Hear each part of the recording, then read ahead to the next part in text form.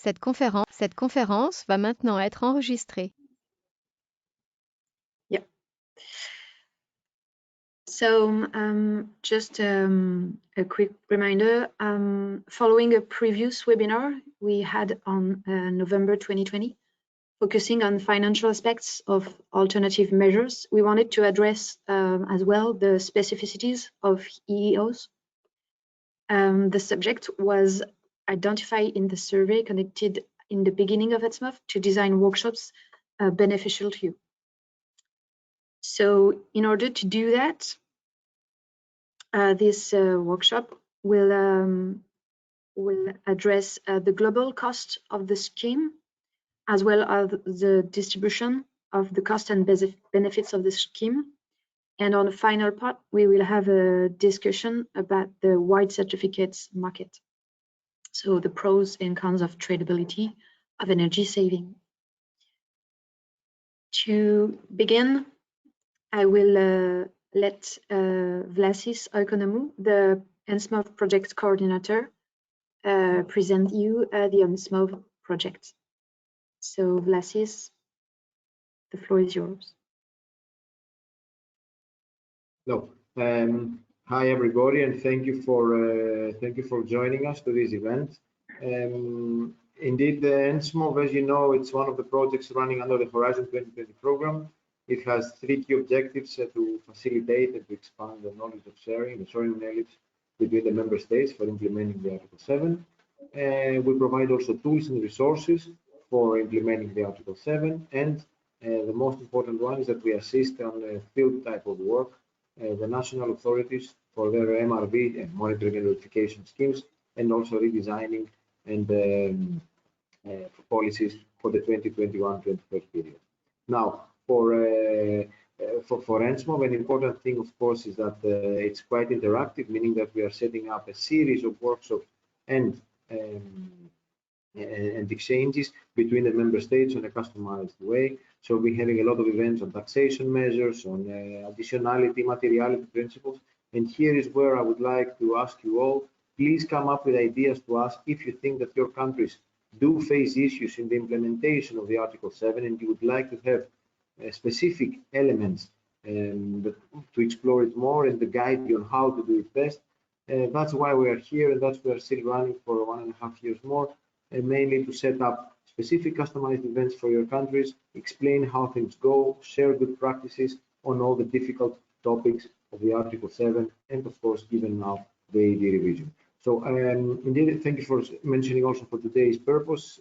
You know that we all know that cost effectiveness is a very difficult thing to understand on the EOs. If you see, there are several values circulating in literature. We have also provided you with a background document. Things cannot be easily compared. That's the main issue of the EOs, and of course on all the Article 7 ED measures. And that's why we are here mainly not so much to compare the costs between the countries, but rather get the elements from the country participants on how you are evaluating your schemes, on how you are estimating the costs behind the EO schemes, what are the parameters that influence finally the whole cost of an energy efficiency obligation scheme. Is it the penalty? Is it the buyout price? Is it the stringency of the MRV requirements? Are there parameters also that we have not considered? And that's what we try to get, and hopefully all the member states who are planning to run, or are into debating on to run an EO scheme will get some insights on what the real cost will be in the future. So thank you very much for that. I give directly the floor now, so we don't waste time, to Rados Horacek from the DGNR. Thank you very much for joining, who salute us and present some views. So Rados, the floor is yours.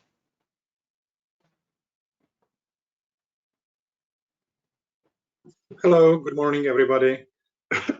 I hope you can hear me well. My connection was a little bit not so good so far, so please signal if you can't hear me well. I will switch off the camera. Hopefully that would improve the audio immediately. So well, welcome in this webinar. Congratulations to the organizers for organizing such a good, and it's always timely to speak about EOS and about Article 7 EED and energy efficiency community. Welcome to the participants as well. And I would like to give some background, how does this seminar fit well into the overall picture. So in 2019, the Commission has adopted the European Green Deal, which aims at decarbonization by 2050. Then a year later, in September 2020, we have adopted the Climate Target Plan, which aims at reducing the greenhouse gas emission by 55% by 2030. And that is expected to be the right cost-efficient amount of greenhouse gas reduction on the path to the total decarbonization. In that communication on the Climate Target Plan, the final energy consumption was the optimal final energy consumption was estimated to be between 36 and 37%, while currently the member states in their national energy and climate plans are planning for a final energy consumption of less than 30% if you add it all together. So as you can see, there is a major challenge to bridge this gap of around 7%. And linked to it are also some major costs. We have a total estimation of 225 billion euros per year, and a gap of about 150 billion euros per year to reach this level of cost of energy efficiency. So cost effectiveness of any measures that the member states and the private undertakings are taking is completely crucial. It can very importantly diminish this financing gap, or it can cover parts of the financing gap. And in this context, it is also very interesting to look into the white certificates. They can be very useful, and they can contribute to the cost effectiveness of the EOS. You might know that there is an ongoing EU debate about the EU white certificates. So if there are any good ideas on whether and how to bring up the white certificate scheme at EU level, that might be interesting. The last time we had a discussion with the stakeholders about the EU white certificates in 2015 or 16, I think 16, if I'm not mistaken. And at that moment, it was judged premature to look into the EU white certificates further. So I think it will be also a very fruitful discussion if you can exchange on the best practices. There are many member states, many authorities, many undertakings which are rather new to the area of EOS. There are some member states like France, Denmark, Italy, or Ireland who are already very experienced and who can share their good, but also it's important to share the bad experience to avoid mistakes which everyone who is on a learning path might be doing. And with that, I would like to wish you a very fruitful webinar and all the best. And I'm looking forward to see the results, and especially to see the results on the field among the experts who are putting in place in all the member states the EOS. Have a good day. Bye-bye. Thank you very much, Rados, for the intervention. We can then move on directly with the presentation, as we'll be hearing from many countries. Starting from France, Grégory Sedon from ADEME. Yes, good morning, everybody. Julie, can I share my screen? Yes, let me.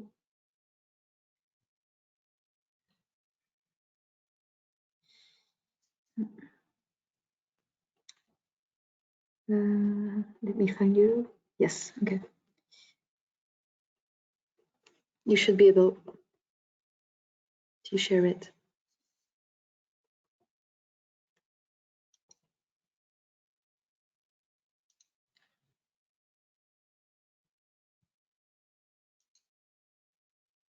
Do you see? Yeah, we can see your screen.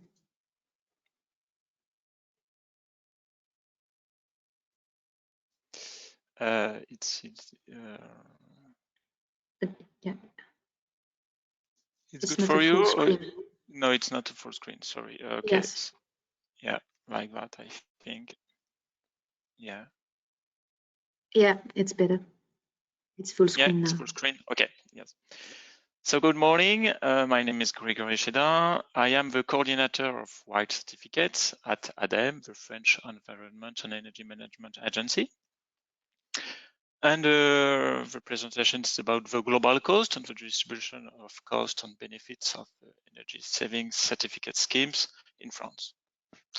For reminding, in France, white certificate scheme is the only tool taking into account for energy savings due to EED Article 7. So yes. And my presentation is about a part of an evaluation. In 2019, at ADEME, we carried out an assessment and evaluation on the white certificate schemes. There are a lot of goal objectives, but the three main objectives were carry out an in-depth evaluation of the scheme, highlighting its direct and indirect impacts, describe the results and the change observed, carried out a cost effectiveness analysis of various production chains of the energy saving schemes. It's the parts of representation. And the third main objective, is to formulate recommendations in order to improve the effectiveness of the white certificates regards to the consultation for the fifth period. The fifth period, the beginning, it's in 2022. Some key figures of the evaluation. It was a really huge, big evaluation. The cost of the study, 450,000 euros, 300,000 euros, especially for site visits. 4 million lines analyses, 370 site visits, so it's a huge. About 40,000 questionnaires sent out, included 800 postman messages, and 70 interviews all on the stakeholders. What is the global cost of the white certificate schemes in France? It's difficult to answer the question because depending on a lot of parameters, a lot of things, but in fact, two principal factors. The first factors, it depends on the objective. What is the goal of the certificate of a scheme? As you can see, there are four period. We are now at the fourth period. The target is about 200,000 terawatt cubic, or billion watt cubic. Cubic, for information, but I think you know, is the contraction of cumulative and actualized. Cumulative because the energy savings are generated over the life of the operation, and it's actualized at 4%. This discount is both financial and technical because the energy gains progressively depreciate. So you see the target is not the same because the first period 54 and now more. The global cost depends also on the price of the white certificates. On this chart, on this graph, you can see the price During 15 years, the price evolved a lot. For example, in 2016, the price was below €2, and now it's about 7, 8 euros. So it's not the same. Okay, on the global cost, normally it's not the same too. We estimate the global cost with the average price on per period. The average price in the second period is, as you can see, 3.63 euro. It's about a global cost of 1.67 billion euro, and it's for 4 years. So a year, it's about 400 millions. It's for the second period. For the third period, it's 3 years. It was 3 years, and you see the average price, it's below. It was really below, and a year it's about 800 million euro a year. Now the period is on 4 years, and the global cost, it's really important, about between 11 and 12 billions euro, and per year 3 billions, 4 billions, depends. But depends on the average price. And the fourth period, it's not finished. So it's an estimated for now. It's an estimation, sorry. So you can see the global cost. But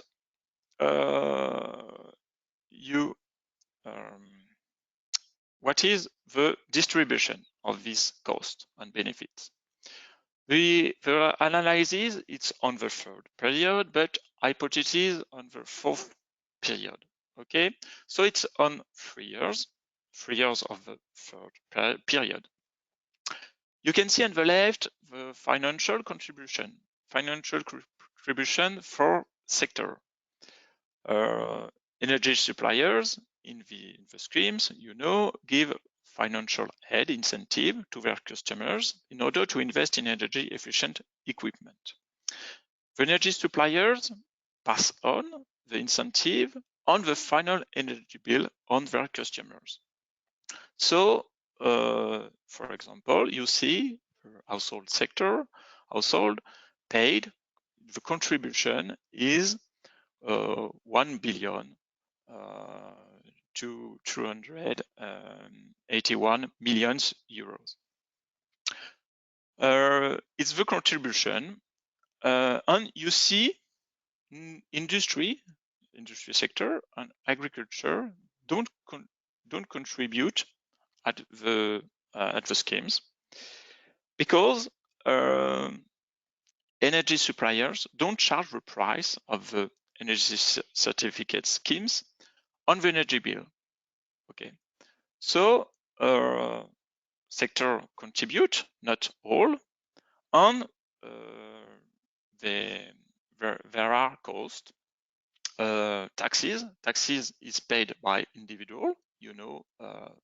The cost of the taxes. Cost of the white certificates programs, if you don't know, if it's not a standard operations with predetermined allowances in kilowatt cubic. It's a program for action about, for example, information, training, innovation, energy poverty, carpool, car sharing. Okay, it's programs. It's not a standard operations. And we have also a cost, internal cost of a chain, internal cost for obligated parties. And on the right, the benefits, the financial benefits. And for example, that low-income household paid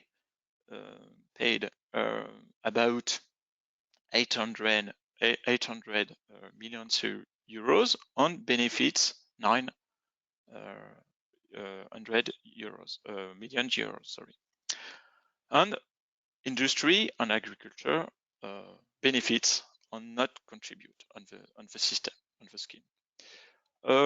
It's easier to read and understand in this graph, in this chart. It's the same thing, but it's the sum. So you know, industry, it's the winner.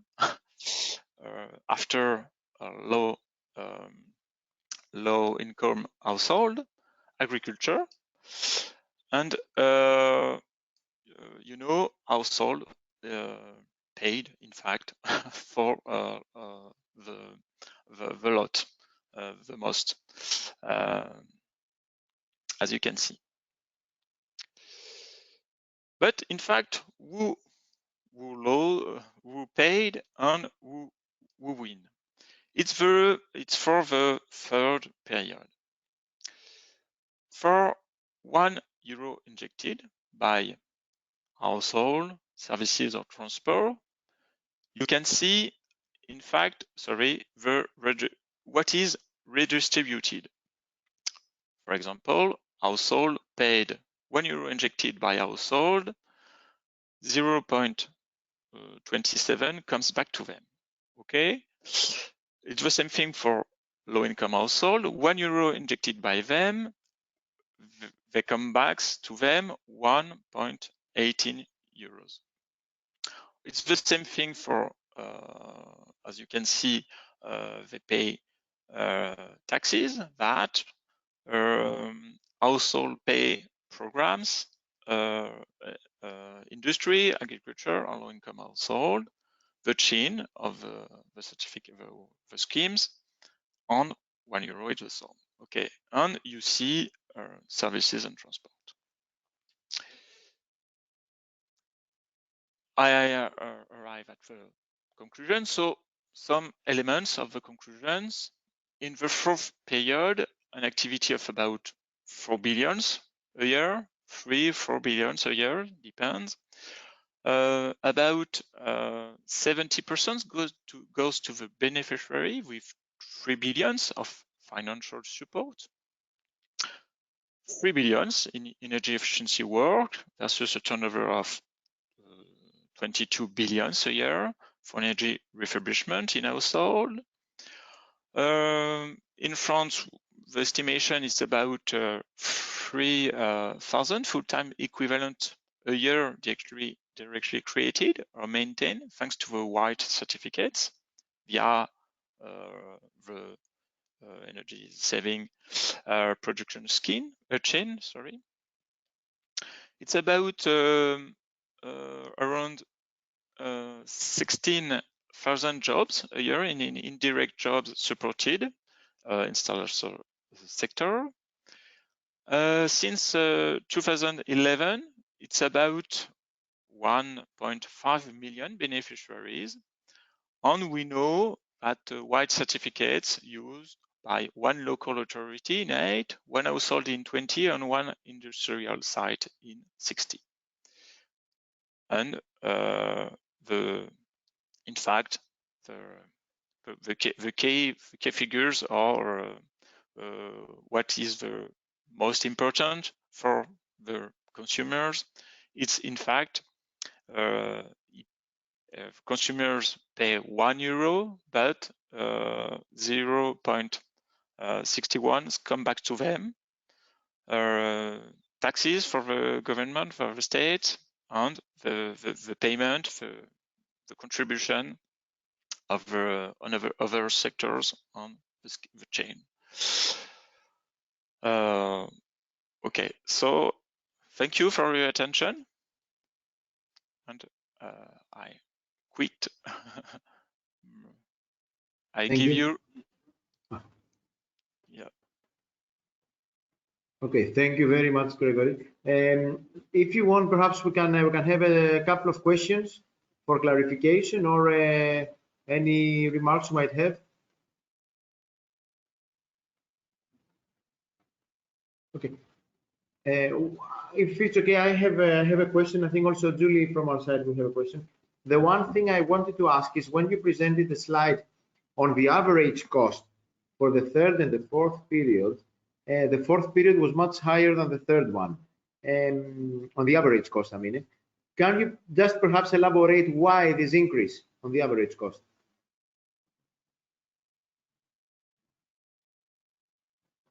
Oops. Gregory, I think you were out, but if you can still hear us. The question was once more that for the third and the fourth period, there was a big difference on the average cost that you presented. Could you just maybe elaborate why this fourth period is much higher the average cost than the third one?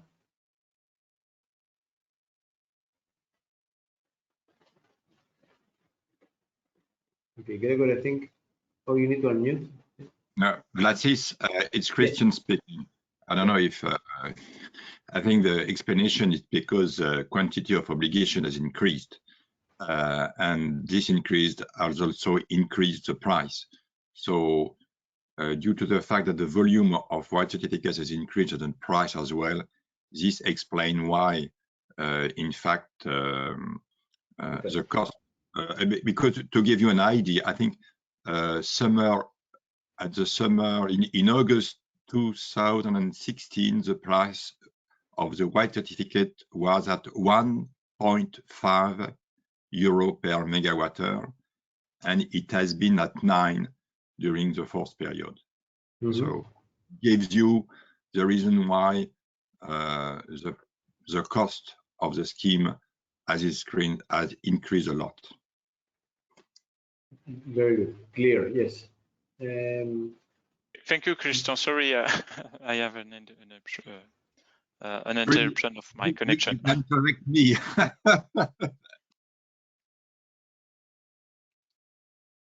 Okay, Gregory, there is another question from you, from Sam Thomas from RAP.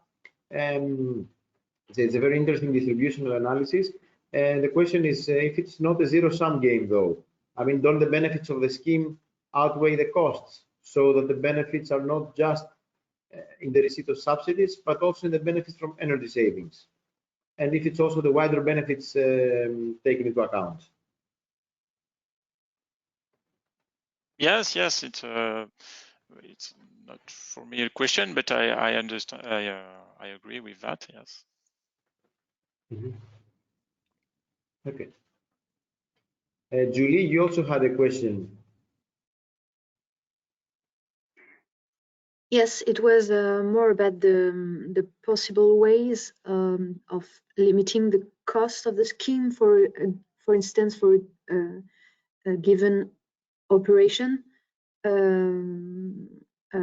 versus the cost of the operation itself. Would it be a way of keeping the costs reasonable? Sorry, could you repeat the question? Yes, it was to maybe limit the cost for one operation with the cost of the operation itself. So maybe the global cost of the scheme for this operation should be maybe limited or controlled to the cost of the operation itself. And do you think it is? Yeah, go ahead. The operation, it's a standard operation action? Yes. In the scheme, there are now about 200 standard operations, and all the operation, it's not the same predetermined allowances in kilowatt-hour cubic, so it's not the same incentive. So it's difficult to answer because, for example, a boiler or insulation, it's not the same cost, the same allowances, and yes, it's I don't really know. the predetermined allowances, it's estimated on the energy savings only, and it's not determined by the cost of the operation. So I don't know if I answer the questions, but yeah, I think I understand that the cost of the operation is not related to the way we calculate the energy savings. So it's not related. We have another question, I think, Felasis, from Matthias Weyland. The one is from Matthias Weyland. It's about if there has been a shift or you have observed a shift in the activities and measures over the different periods, meaning from the household to the industrial sectors. And maybe you can do it two questions in one go. And the other one, since you have carried out the evaluation for the period, and it cost about, I think, 450K, yeah? So indeed, the amount is not such large given the high number, the program costs. So if you will be repeating the evaluations. First question then, if you have seen shift between sectors, and second one, if you will carry on following up evaluations. And I think then we can move with the next presentation. Yes, it's I agree. For 450,000 euro, it's not a lot compared to the cost of the program. Yeah, you're right. But it's for me, it was the biggest evaluation I carried out at ADEME. Because yes, it was 300,000 euros only on site visits. It's very important for us, and but yeah. For the future, the ministry, yes, want to do the same thing, but in continue. It was the evaluation we carried out. It's one shot, but the ministry want to do in the continue processes.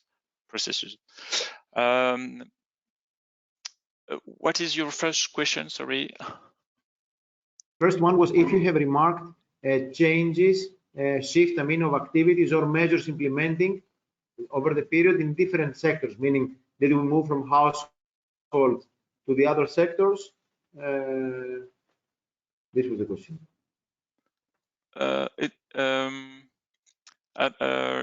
You know about industry sectors or agriculture, for example?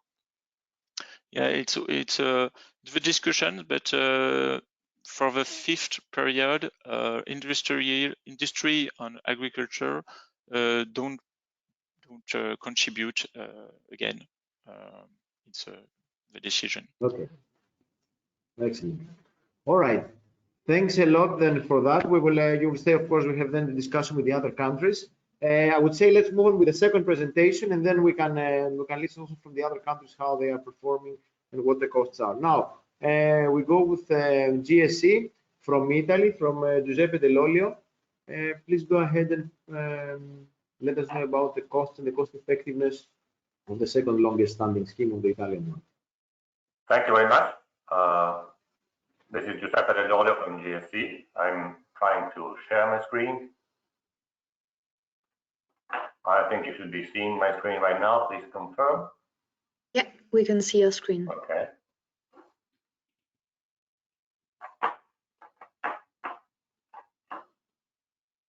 So I'm just going to give you an overview, a brief overview of the Italian white certificate scheme, focusing on the very last period on the year 2020 as probably representative of the coming years.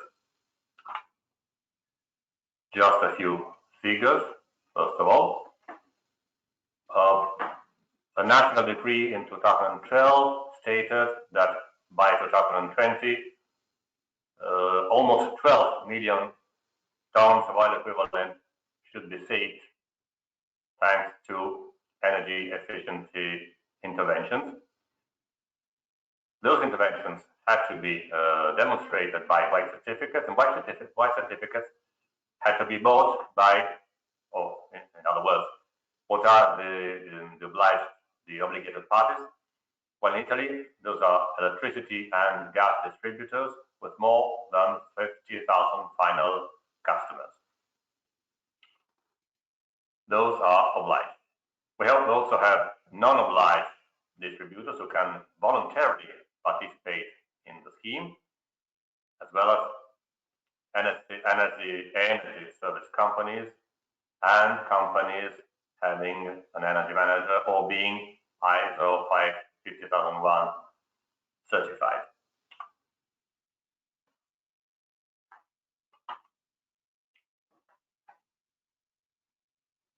So this is a general screen showing how distributors, obligated parties, can fulfill obligations. They can either implement their own projects, and they directly obtain white certificates from GSE, which is my company, or if they do not want to implement their own projects, they can buy white certificates from third parties. And if they decide to buy, they have two ways to do so. One is the spot market organized by GME, another public authority organizing and managing energy markets in Italy. The second way to get white certificates is to just buy them thanks to bilateral agreements. So on one side, we have obligated parties to demand for white certificates, and those are big electricity and natural gas distributors. On the other side, we have parties supplying white certificates, voluntarily supplying them. I'm talking about smaller electricity and natural gas distributors, energy service companies, or companies with an energy manager based on Italian law, companies voluntarily having an energy manager, because that's not mandatory for all companies, only for some, and companies certified ISO 50001. These are the players in our game. Okay, this just shows how the players relate to each other. Doesn't add very much to what I already showed.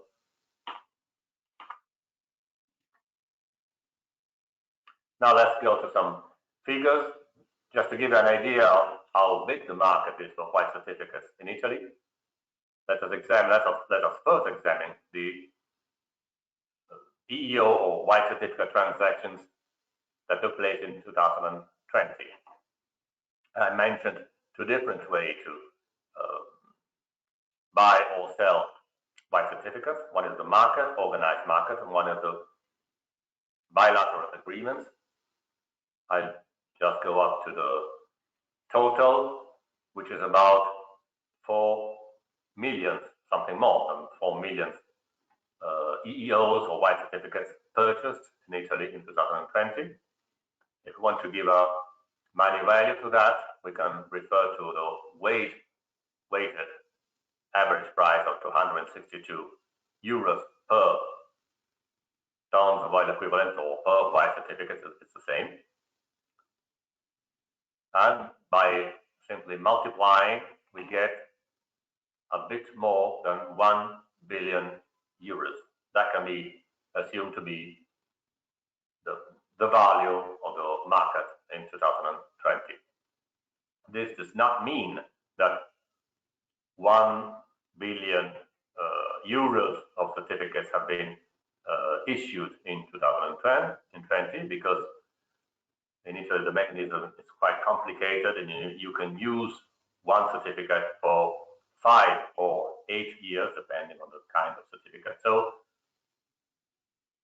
transactions that took place in 2020 do not represent all that happened in 2020. I mean, obligations covered by these certificates sold in 2020 can refer to previous years or following years. So okay, first of all, a look at the annual trend in all the years since the beginning of the mechanism.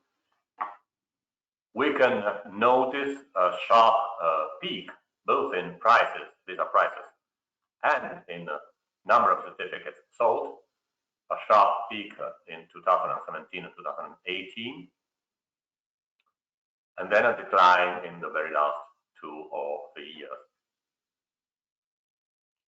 We can come back on this later. I just want to show you some more figures.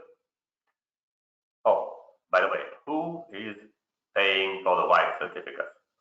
First of all, the obligated parties, so distribution companies, big distribution companies for electricity and for gas. But based on the law, these companies are getting at least partially reimbursed for the expenses they have to sustain. Reimbursement is fixed by law presently to 250 euros per ton of oil equivalent or for white certificate.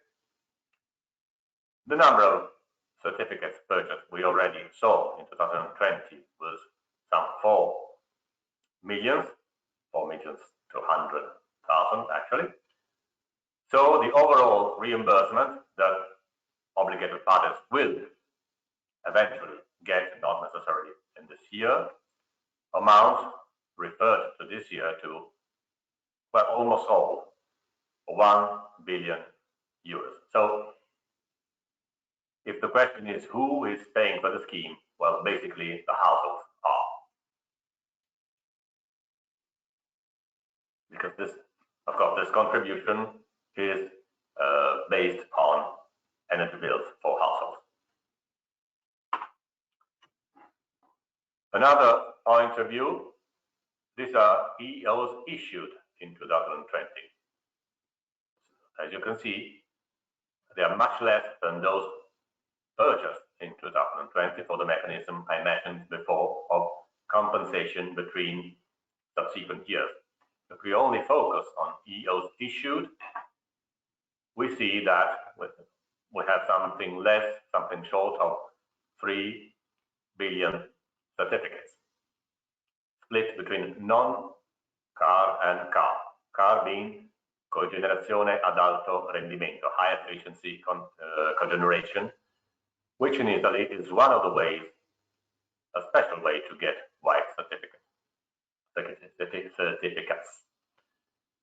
Once again, by simply multiplying for the weighted average we mentioned before, we get that the value of EEOs, of white certificates issued in Italy in 2020 is a bit more than 700,000 euros.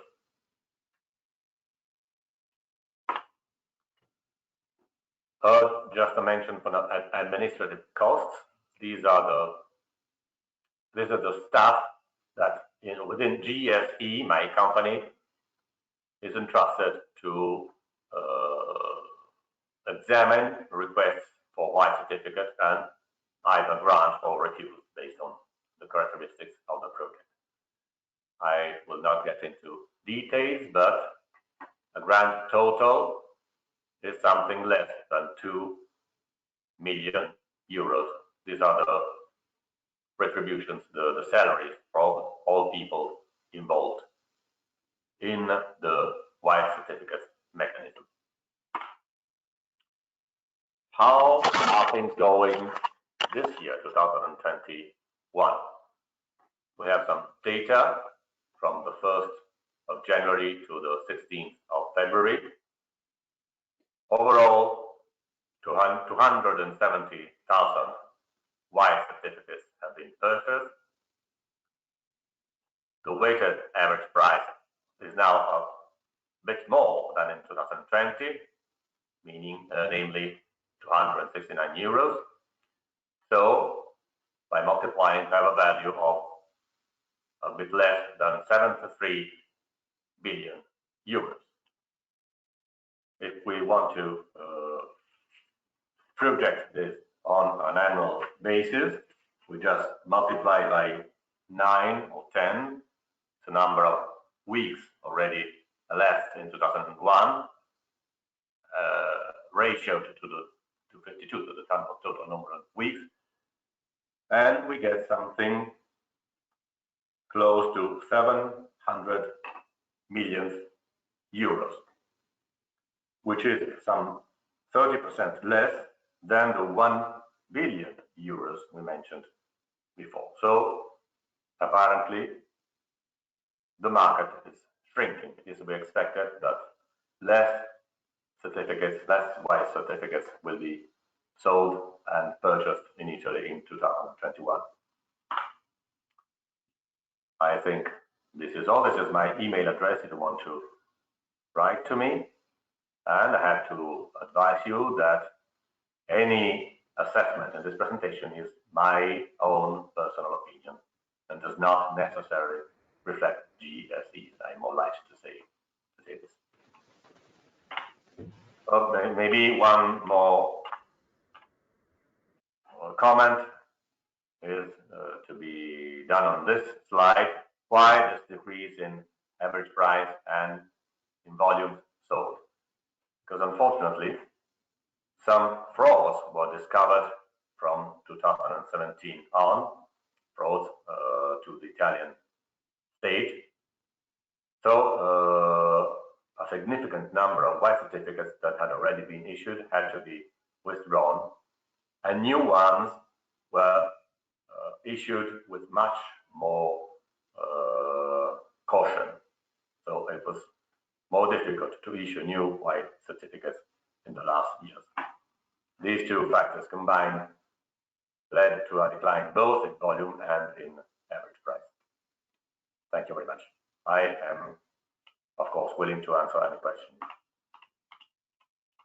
Thank you very much, Giuseppe.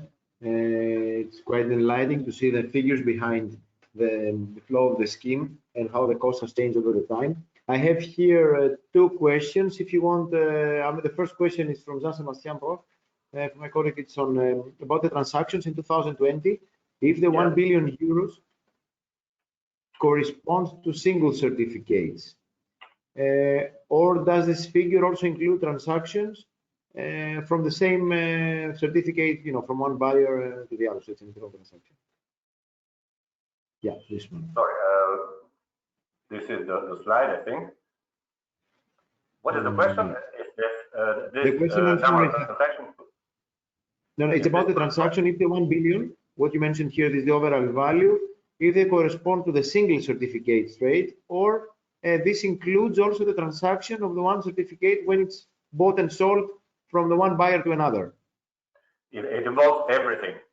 It's the number of transactions that happened in 2020. So it is, of course, we have no way to know that, but it's very possible that some of these transactions were, like I said, some of these white certificates were both bought and sold. So they are double counted here, and that is why I do not want to only show you this slide, but also this one. This one probably better reflects the dimension of the market, because these are only new white certificates issued in 2020.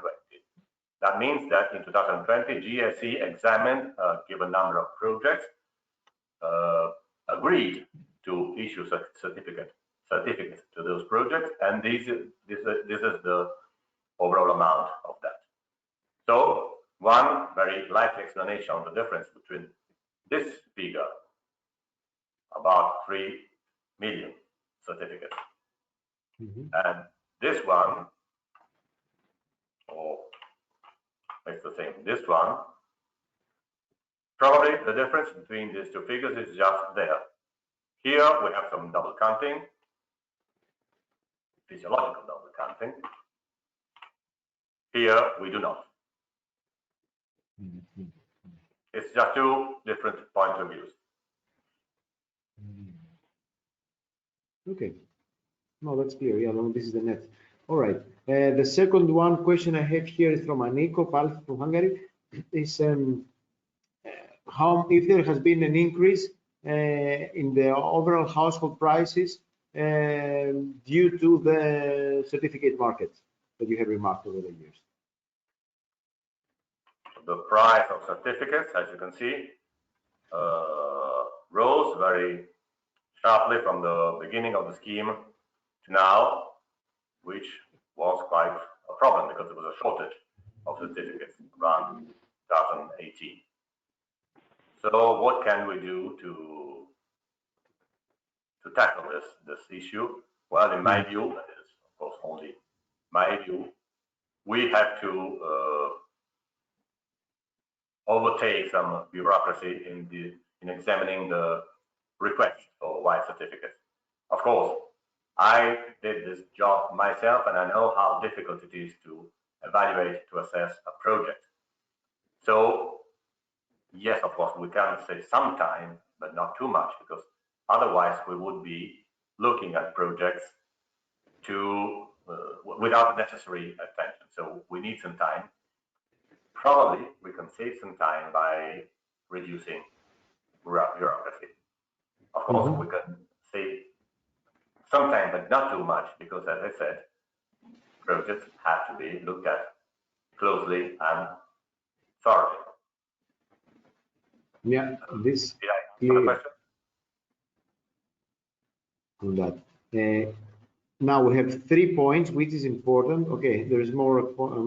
I think it has been quite interesting presentation because we get more and more questions. And let's finish the same question of Jean Sebastian. So we close this subject. So he said that without the double counting, going back to the previous question, Giuseppe, so without the double counting, the amount is about 740 million euros. So whereas the reimbursement to obligated parties amounted to 1.05 billion euros. Does this difference come from the costs carried out from the previous years, or is there another factor here behind? And I think like that we can close this part of the question. Well, as I mentioned, no, in this case, are you talking about the difference between the weighted average price and the reimbursement price? If this is the question, okay. The point is that the difference the between law decided that there should be a cap on the reimbursement price. So the reimbursement price was capped in order not to weigh too much on households. Yeah. Because the general feeling is that households cannot be exposed to everything that can happen in a completely free market. So, if, for example, the average price went up to, I just give a number, to 400 euros per certificate, well, it would not be fair to make households pay for that, for such a high amount. So, fixing a cap, which is presently 250 euros per TOE, is a way to protect households from too much market variations. Yeah. I see another question by Thomas. Oh no, I see two questions. The one question is asking, why don't you just implement an alternative scheme without obligation for the and just let the business go? Okay, I get this. Yaroslav has written 2 comments here, which is very interesting ones. I mean, I understand this comes from an opponent, let's say, of EOs, but I would keep these questions for the round table because that's an interesting thing to examine in the end. If we can consider the EOs as really cost effective or not, and if yes, should we expand them more? That was the question before by Rados, and if not, if we can just use alternative measures. But I would keep these questions, as Yaroslav you mentioned, more for the discussion round. Let's go for the more technical questions here for each scheme, and I have 2 more here remarks. The one complementing the question from Jean Sebastian from Sam Thomas is that if each certificate has a unique identifier that stays with it as it's generated, sold and redeemed. So if it's just one tag, yes, of course. Yes, each certificate is unique. It's like a bank note. It has the equivalent of a serious number. So we know exactly when it was issued and when it was, which is maybe even more important, redeemed. So each single certificate, each individual certificate represents one TOE state. Exactly. And can only be used once. After that, it's, as we say in Italy, it's burned. Cannot be used anymore. It just disappears because, of course, that saving, that energy saving has been done. It's okay. And now let's move on to further savings. So there's no way that a certificate can be used twice. Twice, yeah. Okay, this is very clear. And then, actually, it's good that you mentioned that that you use it, that you count it as euro per TOE, because this replies also to another question from Copagna, which was about why the costs between the French and the Italian scheme are so different. And indeed, one of the reasons could be that in France, Jean-Sébastien replies that in France the unit is a kilowatt hours, and you use QMAC, while in Italy it's you use TOE. So we need to make again the calculations, and of course the savings are considered for only 5 to 8 years, if it's correct in Italy, and the other one is QMAC. I would say then this calculation to see if the one scheme is more cost effective than the other, which should not play with these numbers, with these figures. The ways of calculating are different, and this is one of the issues why the cost effectiveness needs a lot of detailed work for each country to be proven or not. Now, for if there is any other clarification question to what we heard from Giuseppe for Italy, something on the figures, something on the costs that you would like to ask, and then we can move to the other countries and discuss more broadly about those certificates. Okay.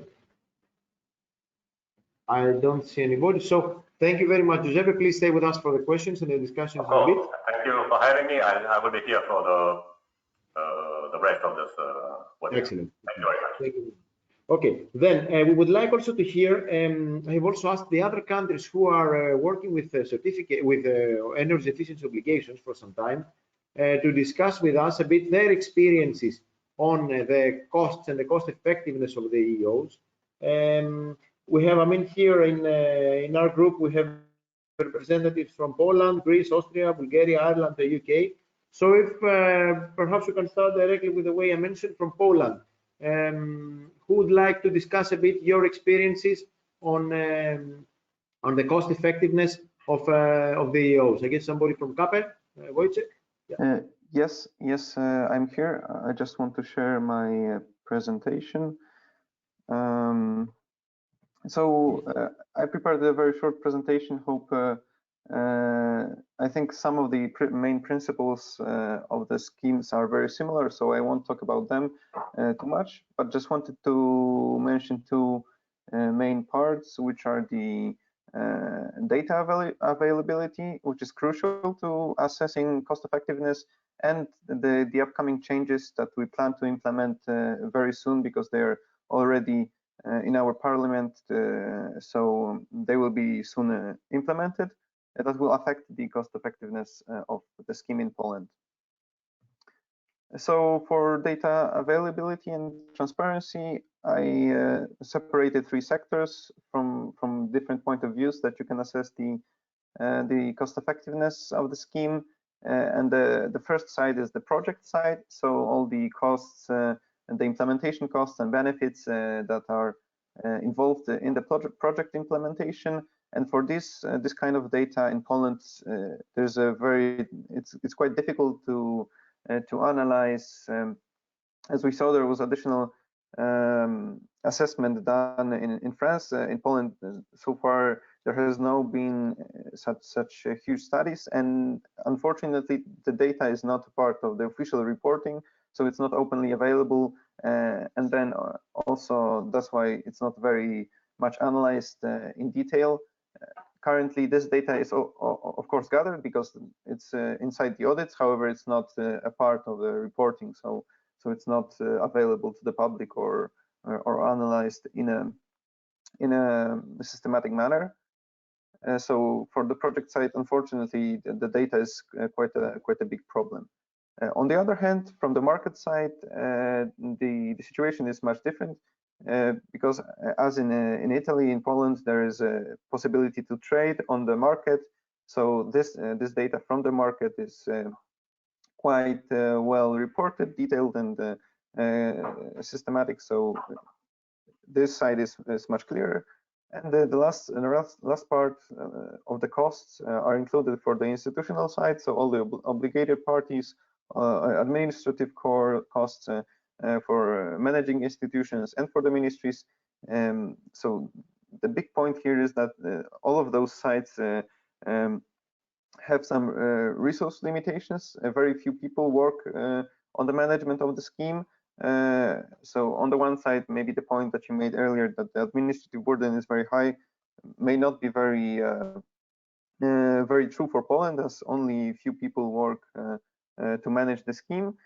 But it also affects the second point I mentioned here. So no detailed reporting is made on those kind of costs. Since there's only few people working on those, up to 4 people per institution, then the direct costs are not very detailedly reported, since they also have other tasks in their job description. So it's hard to say specifically how much money was spent in each institution. And for the upcoming changes, I wanted to mention one factor that is very important. Here you can see the situation on the market, how it looks in Poland. As you can see, currently the costs, the buyout option, so the green line, which is the most the most straight line on the picture, is very close to the cost of the certificates, which are all those other lines just above it at the few last periods. So the situation on the market is quite balanced because of the buyout option. However, there are still a lot of different types of certificates on the market, and the transition period that was implemented since there was a new regulations implemented 2017. The transition period still impacts the prices. So what we are expected to change in the future is the stabilization of the market, meaning that the transition period impact will no longer be so significant, since the old system certificates will expire. So the clarity on the market will be much easier, since there will be only the new system certificates and their costs, and the other certificates will be expired. All will be sold out and no longer issued, as it is happening now, or was happening up until 2021. And 2 major changes coming from the legislations are the increasing of the obligation parties. There will be additional obligated party, which is the liquid fuels. So therefore, there will be an increased demand of certificates, since the obligation will be higher due to a new obligated party that is implemented. It's a huge sector, but the percentage will be lower than for other sectors for them, but still a huge impact on the number of the demand. On the other hand, from the supply point of view, there will be additional option available on the market to supply the demand. I see a question which I can answer on the spot. Yes, this is actually the kind of sector that is targeted. So the transportation fuels are the main sector that is new, because yeah. So this is one of the biggest sectors in Poland as well. So huge change in that. And from the other perspective, so for the supply part, there is a new way to make the obligation, which is organizing support programs. So the obligated party can themselves offer some subsidies or arrange a program that offers subsidies up to the amount of the buyout option. So very similar to the market currently, and through that they can make the obligation from their point of view. And lastly, not to take much more time from you, I wanted to talk about the institutional side and how it will change in the future.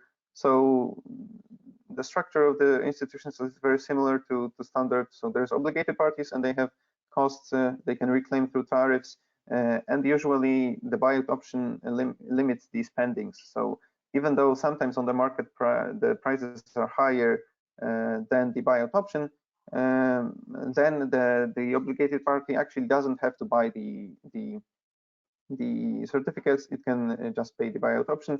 Sometimes it happens that they buy the certificates on a higher price because they know that they can use it for the next year's obligation as well. So next year there will be higher buyout option, so they buy at a higher price as well on the market. And since there will be a new way of fulfillment the obligations, and the other part of the new way to supply the obligation, so this will affect their costs, internal costs, since they will organize those support schemes. They will also probably have higher internal costs included with that. The Energy Regulatory Office, which manages the scheme, has limited resources. There's only a few people, according to our the audits that happened in 2019. There's only a few people working, up to 4 people.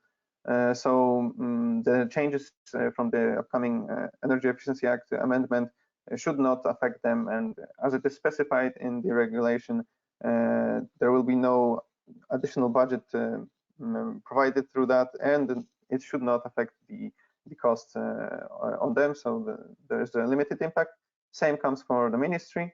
And the last part that will be affected by the changes, especially in the cost-related manner, is the National Fund for the environmental protection and water management. So they are the ones that operate the funds that come from the buyout option, and now they will have some changes related to the reporting of how they spend those funds. Previously, they had just an obligation to report on the total spendings on the energy efficiency actions that they manage, and now it will be more directed to how much from the buyout option comes to those spendings. So small changes in the reporting, and the big change will be that some part of the buyout funds will be used to set up the register for projects. This register will be operational for the other schemes, so not for the white certificate, but for the alternative measures that will be implemented as well with the new proposal. So there will be one register for all the alternative measures, and the buyout, the money from the buyout option will be used to set this up. So also no big impact on the budget on the national budget as well from this perspective. And this is all from my side. If you have any questions, of course I can answer them as well. Thank you very much, Wojciech. If we have any questions for a clarification from what we heard from Poland, I mean, you can see the buyout price is the highest determinant, of course, here. Yes, Christian, I have one question for Wojciech. What is the share of white certificate which is buyout, and not produced currently in Poland? Yes, so at the very beginning of the scheme, so years 2014, 15, the share was very big, so about 80–90%. But currently, most of the obligation is supplied with the certificates. Since during the transition period, there was quite a big oversupply of the certificates. That's why we have those different kind of options, and there's a lot of certificates from the old system still remaining on the market. So the oversupply caused the situation that currently most of or all of the obligation is managed through the certificates as well. And also, as of 2021, there's no way to avoid buying certificates on the market and pay the buyout price unless the market offers higher prices than the buyout option. So the obligated parties are actually obliged to buy the certificates from the market to fulfill their obligation, unless the price is too high and higher than the buyout option. And if it's not the case, then they have to buy it from the market. Well, if you maybe one question from me also, Wojciech, on from the points for the you mentioned in the next period they will have obligations with the liquid fuels or the fuel suppliers. Do you expect that the measures, I mean, and where you want to put the pressure is going to be on the behavioral aspect, or we speak about really technical measures such as fuel additives and all that? Because the fuel additives, of course, will boost the price of and the cost in a way of the obligation. Where is kind of the target you want to set it? Yeah, I think it's hard to estimate. I think usually the approach for many of the obligated parties was to buy the certificates on the market. So there's not very strong correlation of what sector do you operate on and what measures do you support. So this way, it's hard to say. But in general, what I can say about the behavioral measures so far, usually they were very difficult to implement since there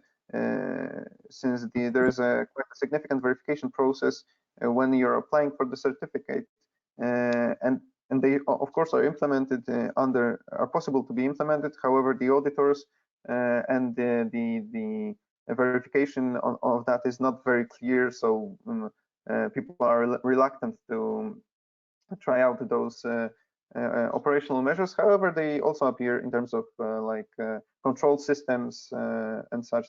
They also appear, however, less commonly than other kinds of measures. Very good. Okay.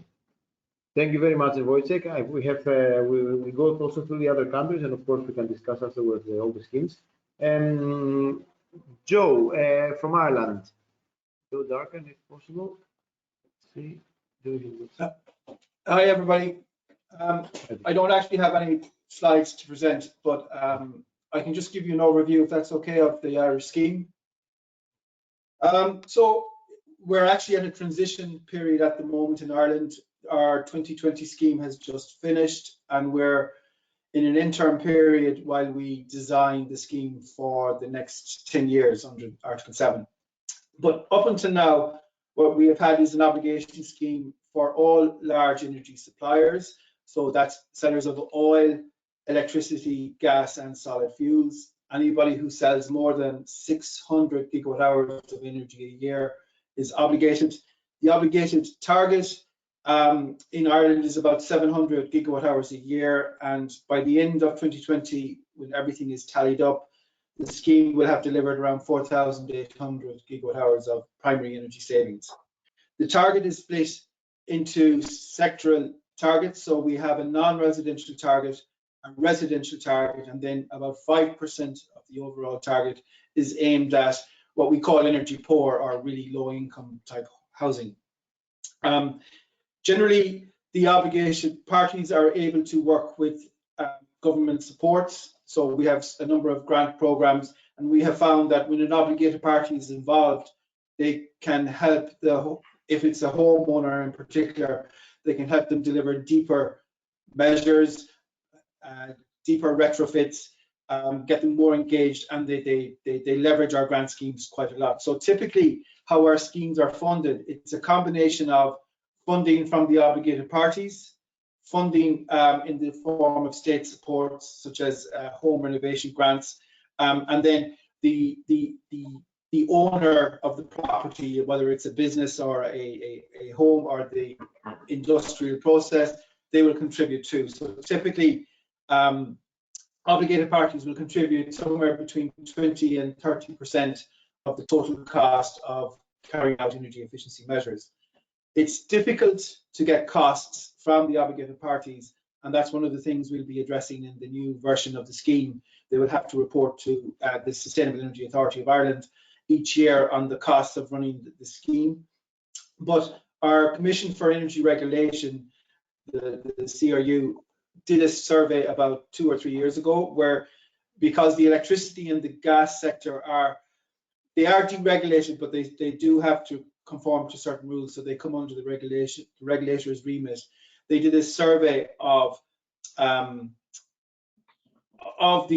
electricity and gas companies to see what the cost of their schemes were. And essentially, it turns out that on average, the cost per kilowatt hour to the obligated parties in the last couple of years of delivering the Irish scheme is around 6 cents per kilowatt hour. Now, when we count an obligated party's target, we just count the savings in the first year. Obviously, when we report against Article 7, we use the cumulative total. But for obligated parties, they have an annual target that they have to meet each year with new savings. And so this is the cost for the first year implementation. And it's about 6 cents a kilowatt hour. But you must remember they have a non-residential target and they also have a residential target. And the residential targets are harder to meet because the savings per property would be a lot lower than, say, installing a brand new high efficiency boiler system in an industrial complex or something like that. So when we break it down a little bit further, and these are not official figures, but they're figures that we're able to kind of divine, it looks like on average the cost to perform residential measures is somewhere in the region of 10 to 20 cents a kilowatt hour, and the cost to deliver commercial or industrial type savings is somewhere around 2 to 3 cents a kilowatt hour. The Commission for Regulation also looked at how these costs impact on the bill. So on the electricity and gas side, there isn't an explicit line on the bill to say this is the cost of the obligation scheme. But when you dig down through the Commission's report, which is publicly available, and I'll get Velasco John Sebastian to circulate it after this, the cost on the actual bill to the homeowner is somewhere in the region of 0.03 cents per kilowatt hour, or 0.05 cents per kilowatt hour, depending. On the oil side, it's a bit more transparent in that every litre of oil sold in Ireland, kerosene or diesel or petrol, attracts a levy of 0.012 cents per litre. And that goes to the cost of delivering the obligation scheme for the obligated party, for the oil obligated parties. But it too translates out at somewhere in the region of between 0.12 cents per kilowatt hour. So I think as a ballpark, the cost to the Irish energy consumer is around 0.03, 0.05 cents per kilowatt hour on their bill.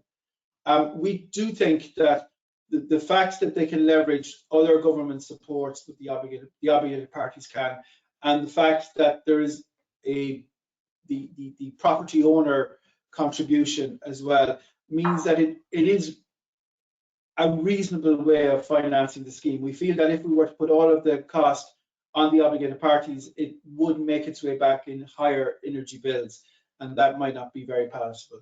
So that's it in a nutshell. I'm happy to take questions on that. Excellent. Thank you very much, Joe. Yeah, indeed, it's one of the schemes also with the emphasis you have on the energy poverty, which has a different perspective also on the cost element behind. Any questions, clarifications to Joe for Ireland? Okay, so just to get it clear, so this 0.06 euro cent per kilowatt hour. So this would actually include somehow the cost effectiveness in a way, as you can name it, for both the actions in the energy poverty sector and the overall sector, or is kind of distinct? Yes. Yeah. It's a blended cost. It's a blended cost, but as I said, when we looked at it, it's probably somewhere in the region of 20 cents per kilowatt hour for energy savings in the energy poverty sector. Now, that's kind of taking the figures and seeing what the best fit is. It's difficult to get the actual figures from the obligated parties, but we will be looking for that as part of our new scheme. Very good. Okay. No, that gives a nice feeling just to know more or less where we stand with all the schemes and based on the sector's way. Okay. Thank you very much, Joe, for the intervention. Then we go also for the other countries to get a snapshot of where we stand. Let's go Austria. Would you like to speak from Austria side?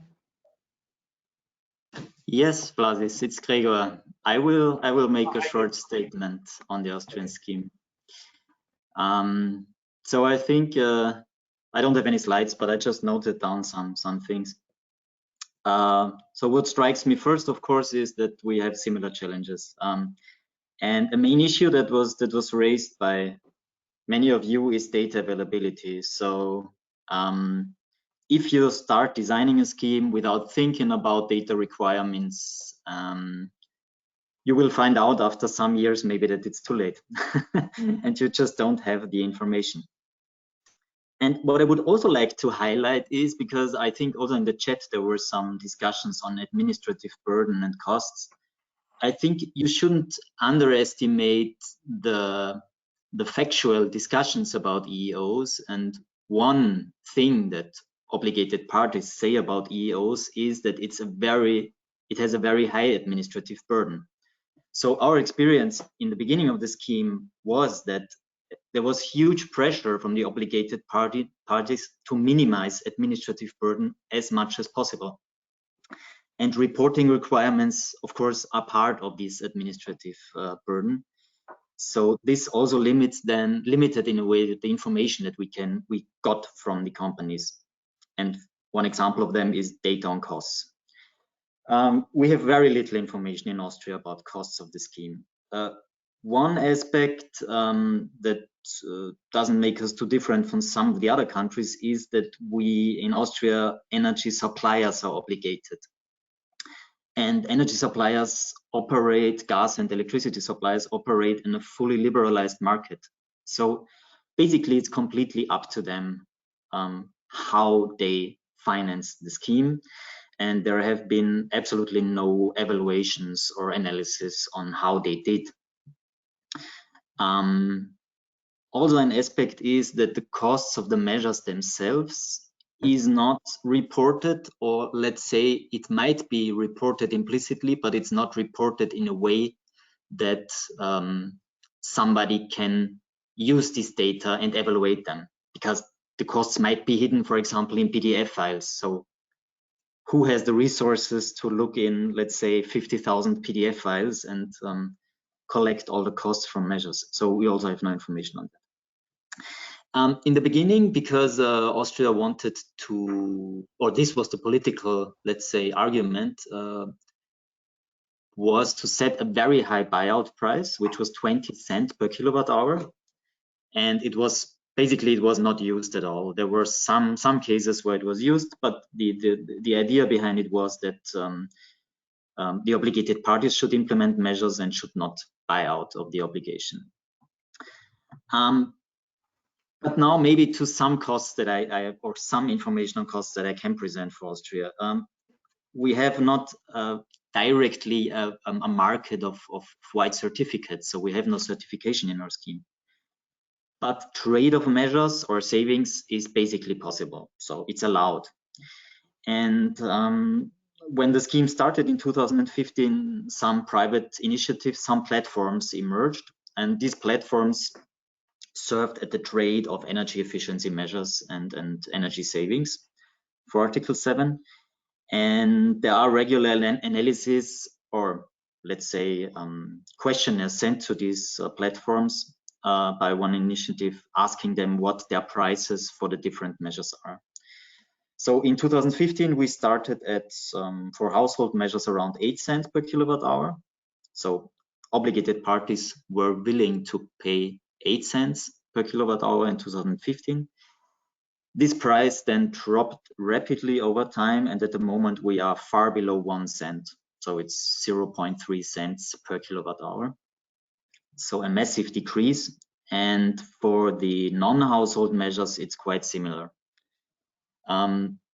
So these high costs in the beginning, I wouldn't really say that these were reflected implementation costs, but it was rather a market that had no information yet and emerged and tried to find the right price. But as I said, after a certain time, the prices really went down a lot. At the moment, we have very low prices on these platforms, but I would also make a small remark to these platforms. We have no information how much of the total obligation is traded on these platforms. So we also don't know whether the numbers that come from these platforms are really representative, because we just don't know what the sample, so to say is. So I think summarizing, and I'm already at the end of my presentation, or my input. If you really want to look at costs, not even speaking of cost effectiveness, because I think so far we only spoke about costs, you would need to define before the scheme starts what you exactly want, and then it's possible to do that with a, let's say, with an acceptable administrative and evaluation burden. Thank you. Thanks a lot, Gregor. And it's nice you mentioned this typical issue of cost collection of data, let's say, for costs. And indeed, that's one of the issues that most schemes do face. In some, already the procedures were in place to start measuring such costs. The question is whether, I mean, it would be interesting for you as an agency to have and to put more effort in collecting such data, or would the response be, okay, we have a liberalized market, as you mentioned, and somehow the cost goes up to the suppliers. You know, it's always a trade-off. I can fully understand on that. Any questions you might be having for Gregor? Yes. Je suis en conf depuis ce matin 9h, donc. Yes, sir. Any questions you might have? J'ai vu que tu avais. Yeah, okay. So any questions you might have for Gregor on what we heard now for Austria? Okay, that's clear, and I think most people have the same issues with what you mentioned. Then let's go to 3 more countries: Greece, Bulgaria, and if there is somebody from the UK. So from Greece, Christos, will be there?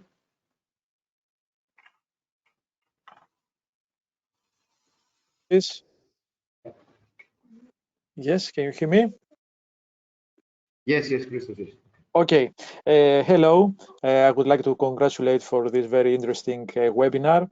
In Greece, we are in the transition phase as in Ireland and Austria, because we are trying to design the new energy efficiency obligation scheme for the period 2021-2030. I do not have some slides. All the available information and data have been presented in the background document. In the period 2017-2020, we did not monitor the triggered cost by the initiatives of the obligated parties, because in this scheme participate the fuel suppliers, electricity, natural gas, and oil suppliers. So due to the fact that these are liberalized markets, there is no obligation to monitor and to report on the cost effectiveness of the applied measures. Only observation was made through the comparison of the planned measures with the actual one, because during the design of the scheme, we estimated the compliant cost, which was equal to 500,000 euros per kilo DOE for the first period. And after the first 3 years of operation until 2019, we saw that the average mixture of the measures which actually were implemented was approximately the same with the planned one. So we can assume that the total cost effectiveness of the scheme was almost or slightly lower than the compliant cost. So this is an indication for this. Of course, in the new scheme, we will try to combine fuel suppliers and distributors. The idea is the electricity and natural gas distributor to undertake a fixed percentage of the target. In this case, obviously, we have to monitor and to evaluate the cost effectiveness of these measures. It's very challenging because we have to protect the antagonism among suppliers and distributors. It's not easy. Generally, our priority was to minimize the administrative burden for the administrator. We managed with approximately 2 man years to undertook all the required activities for the monitoring verification. We are trying to standardize some of these monitoring, measurement, and verification activities in order to minimize the administrative burden, both for the administrator and for the obligated parties. It's not easy, but I think that we are towards the right direction. We managed to verify some of the assumed cost during the determination of the compliant cost by the invoices which were provided by the obligated party in order to justify the fulfillment with the materiality criterion. So we are confident that for the majority of the implemented measures, our assumptions about the triggered cost was satisfactory. We're okay, let's say. And we're trying in any case to improve the scheme.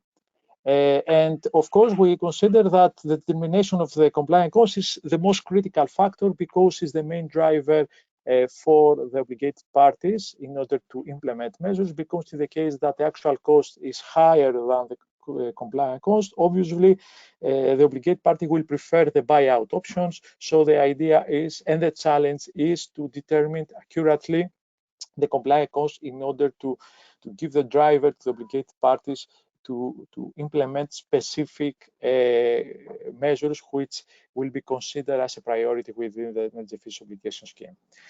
Thank you. Thank you very much, Christos. Indeed, okay, so it's more or less the same process like in Austria, and it's a transition phase, and more info will be needed on the cost elements, just to see, perhaps also on a sectoral level, on the types of measures and all that, just to get an idea. For now, I mean, indeed, again, the only indication we have is the buyout price. That's the only real indication we have. If somebody uses it somehow, then we can see more or less what the cost of the scheme will be. That's where the most documented cost element is. Okay, and let's go then for the other two. Yeah, and then if there is no question, in any case, we'll have a short round. Okay, then we move on to Bulgaria. Sveti. Yes, hello everyone. I hope you can hear me. I'm afraid I don't have anything much to add after Gregor and Christos. It's pretty much the same in Bulgaria. We do not monitor the cost by the obligated parties, and by now we didn't monitor that. We do have some data on the cost of energy efficiency measures, of course, but they are based mostly on energy audits in buildings and industrial systems, and also investments made by the Energy Efficiency and Renewable Sources Fund. But we do not specifically collect data on the EEOs. Of course, a new period is now coming and it's here already. Changes are planned. From now on, we plan to change a little bit the model for reporting, and to include this information on the cost and the price of the energy efficiency measures for the obligated parties. Of course, the information most likely wouldn't be publicly available. Of course, it would be more for aggregated data would be only publicly available, and the new period includes a bigger group of obligated parties. Liquid fuel for transport are already in the energy efficiency obligation scheme, and there are some changes to link to way of proving the energy savings.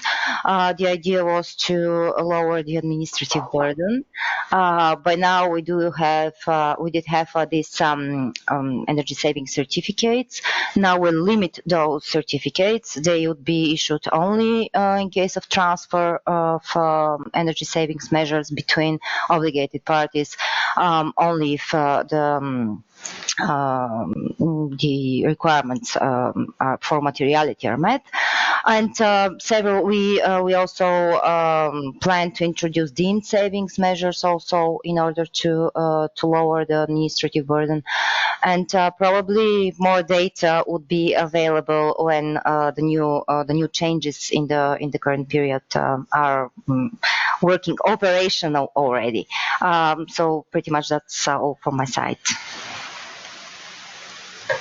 Thank you, very clear. Yes, and then if somebody would like to discuss a bit from the UK, as you also have quite a lot of cumulative experience, if there is somebody from the UK. No, I don't see people from the UK today. Okay, then I would say, I mean, some elements we have kept that is nice to discuss in the rounds. In the last round is, first of all, is that as Sam clearly mentioned, that we do have a lot of elements of cost that we've heard from you today, but we do not have really heard elements of cost effectiveness. I mean, some numbers were indicated here in the chat, and that's an important part to keep and see how we can best come up with numbers behind the cost effectiveness. Then the other thing is the procedures for the data collection of the costs. That's an important element. As I mean, in some cases you said you have the energy audit, like Sveti now mentioned, and maybe some costs could be there mentioned, but in the other case where we have thousands of PDFs files where some costs could be hidden, this is not the proper way of doing it, and we will miss a lot of information. And then the other thing is, one remark that we heard before is about the volatility of the prices of all the certificate markets, whether at the end of the day it increases or decreases the overall cost effectiveness of the schemes, and that's something we need to check. So given that we would like to have it exactly at the time, I would perhaps now give the floor for the next presentation we have on the certificate market itself from Nicolas Podel from Enea, and then we can discuss the schemes, and of course all the participants here, some of these key aspects we have heard, and see if we can come up to some conclusions which could be also meaningful for the European Commission afterwards. Okay, so Nicolas,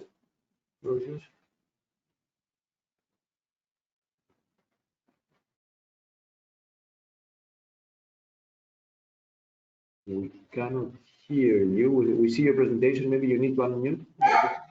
Hello. Do you see my screen and hear me? Yes. Well. Yeah. Okay. Perfect. Thank you very much. So yes, I am going to present you the results of a study we conducted last year with ATE2E, ATEE, the French Association for Software Certificates that you know, and which is co-organizing this webinar. So the objective of today is to present you very briefly the objectives and methodology of the study, the results, and the one recommendation we made. So this study was called Impact of Zero Cost Operations on the White Certificate Market. And basically it was about assessing a very specific type of energy saving operation, which are, so to say, free energy savings for the final user, for the final beneficiary.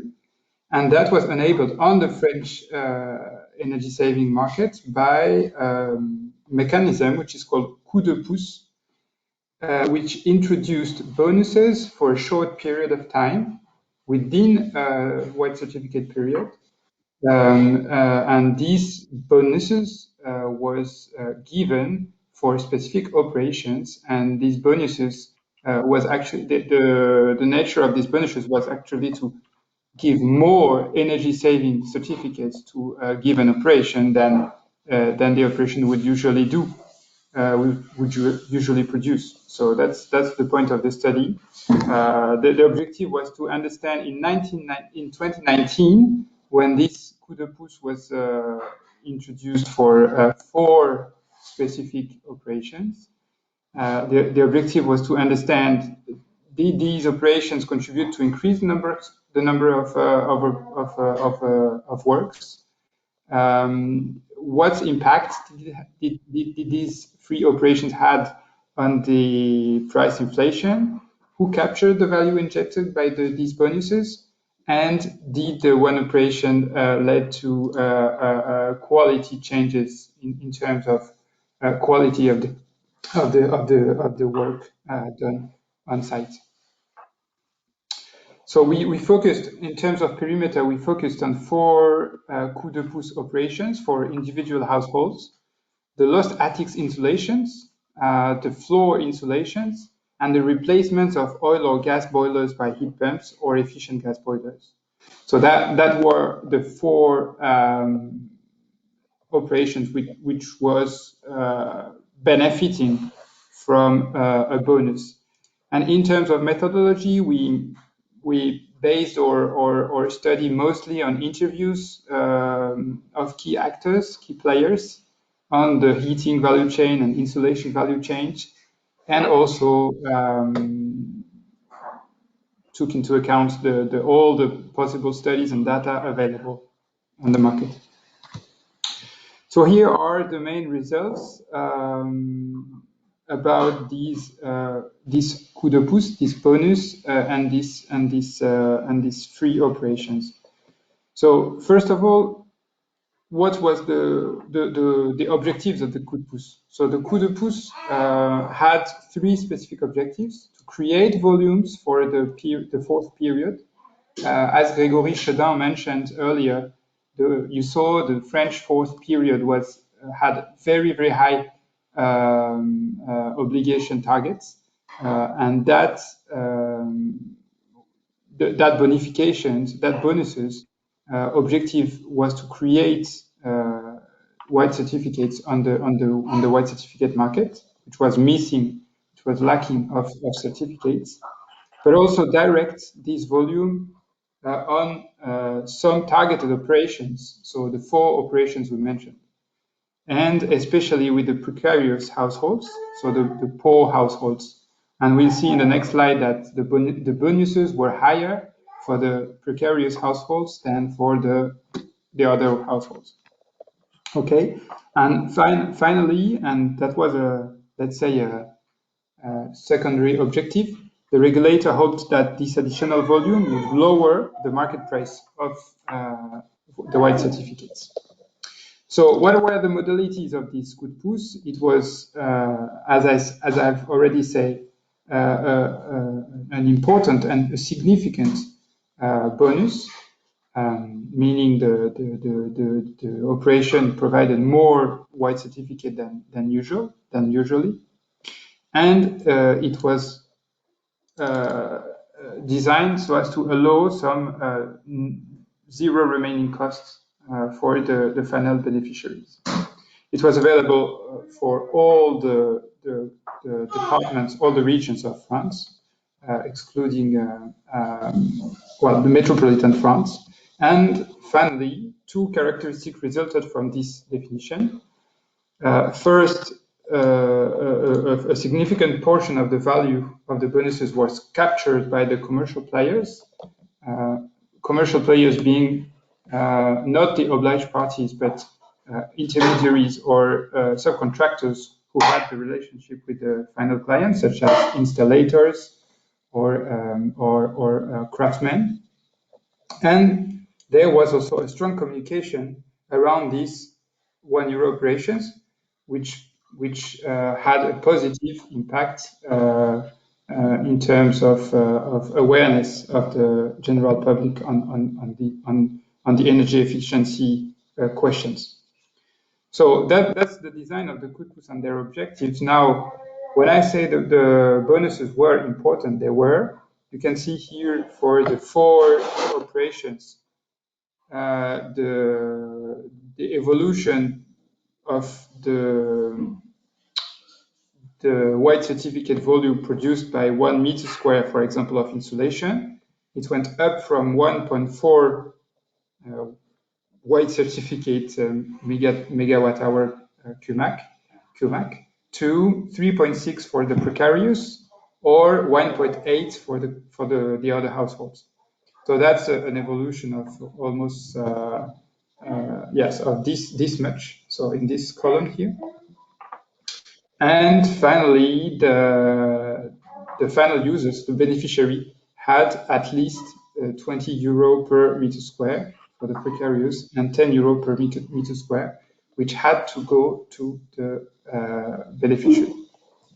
But as you can see, with the value market price of 9 euro per megawatt hour CUMAC in the end of 2019, the amount of white certificate produced by a single operation was quite higher than the value that had to be given back to the final user, to the final beneficiary. So, and also in terms of who could benefit from zero expense operations, so you can see here that for the 4 operations, quite a lot of people could benefit from zero expense operations. I'm talking about 2019 because the evolution there has been some evolution since then. So especially in the insulation sector, for the precarious households, everybody could benefit in 2019 from free operations. Okay, now if we come to the cost of this, so the bonus represented a significant volume in 2019. On these 4 operations alone, we had 184 terawatt-hour CUMAC, which were delivered in 2019, amongst which 60% was issued under the bonuses, representing approximately 100 terawatt-hour CUMAC. So it's at a value market price of at a market price value of about 9 euro per megawatt-hour CUMAC. It's around 1 billion euro. So it's quite significant financial volume. Part of this value was captured by, as mentioned, by the intermediate players who had the contact with the final end user. So ranging from 33% of the value captured by these intermediary players to almost 100% for some operations.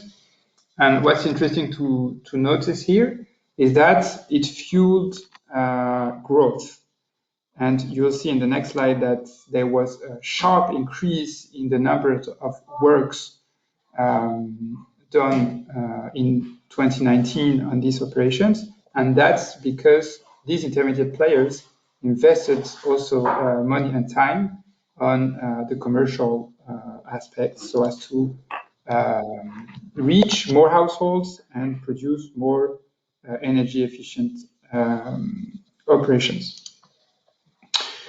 So the positive impacts of these bonuses was, so as I've just mentioned, the number of projects completed, which grew by more than 100%. So it was a dramatic growth.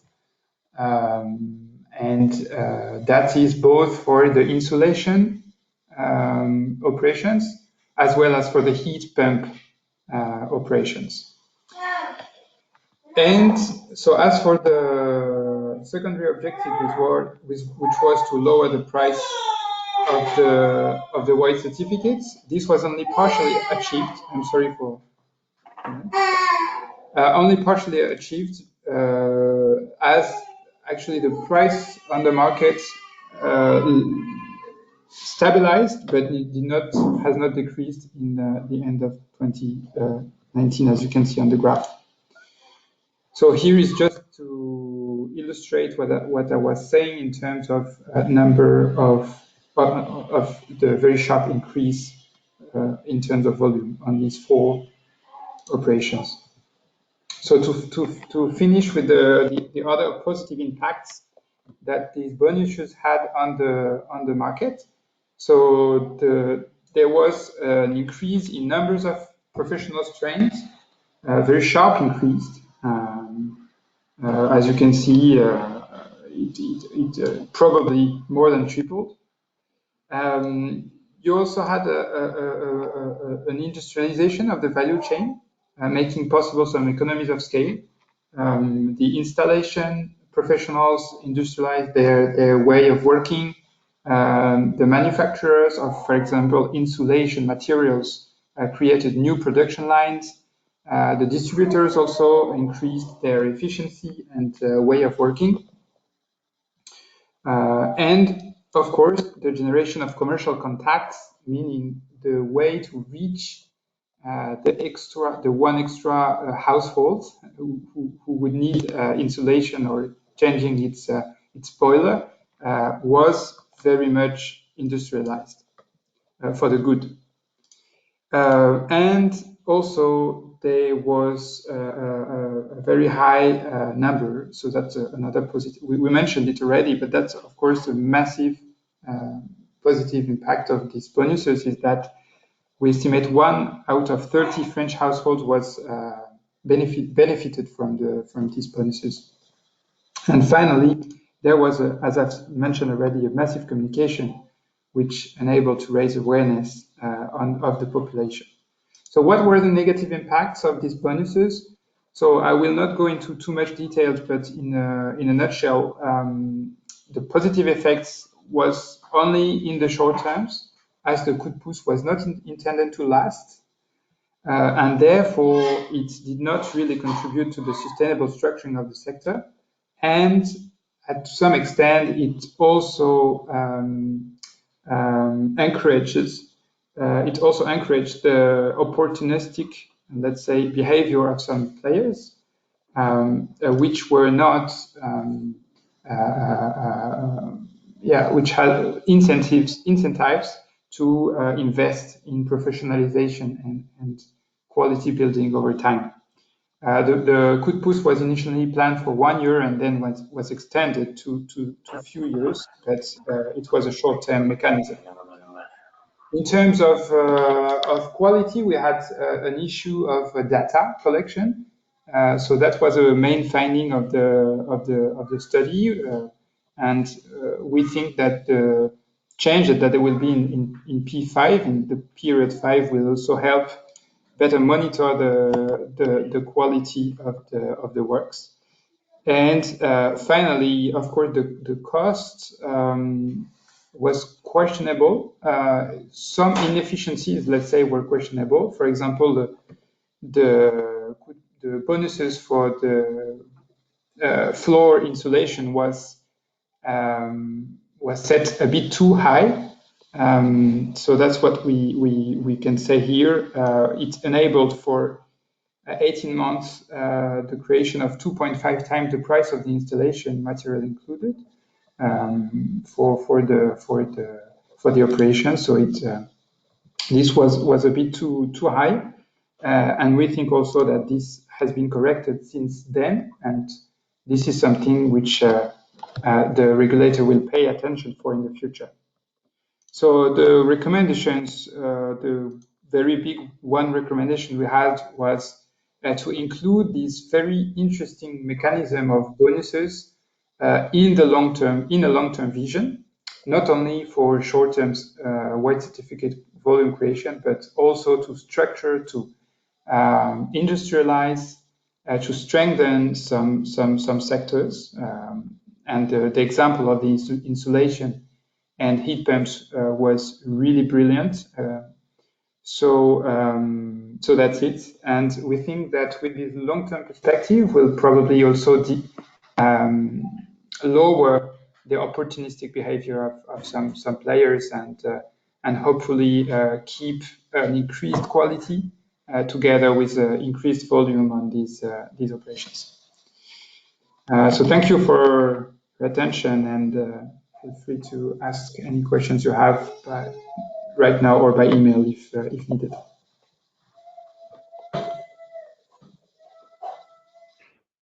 Thank you very much for that. Okay, I know that we are running now. It was a very in-depth evaluation. So here we got some nice insights on the cost effectiveness aspects. Any questions you might have on evaluation, please feel free. I mean, I get already one from Sam, from Thomas. The question is, which actions happen less as a result of the shift towards actions supported by the coup de pouce?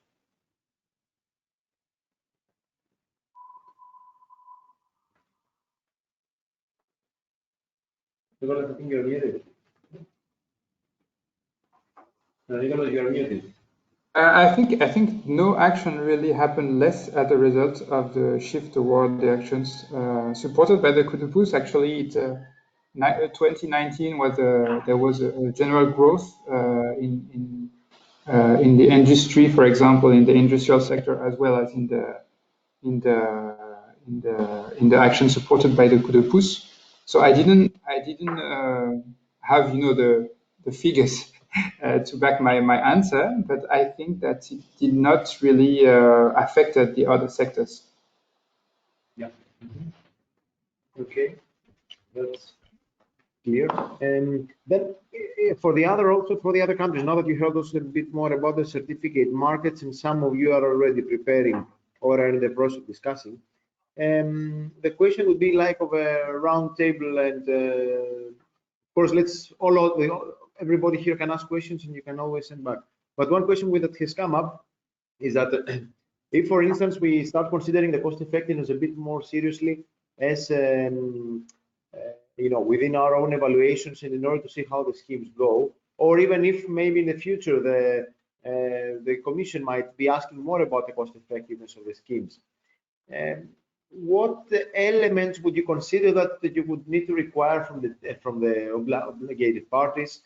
How, if there are some good practices on that, such types of questions would come up. So anybody who would like to share, especially from the countries that you have already carried evaluations and you have provided data. I will come back to France, Italy, etc. Please go ahead. And then another second question, so we can have these two questions, is what do panelists think about the minimum sector targets? So in Ireland versus bonus in particular actions, or in France? Yeah, two questions then that come up. One is best practices for collecting data, and second one is the minimum sector targets. Go ahead, who would like to start?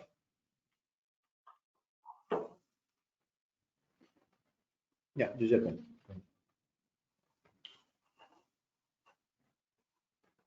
Giuseppe, would you like to maybe share some opinions on the best practices of collecting the data you have, for analysis of data you have, and also for the minimum sector targets?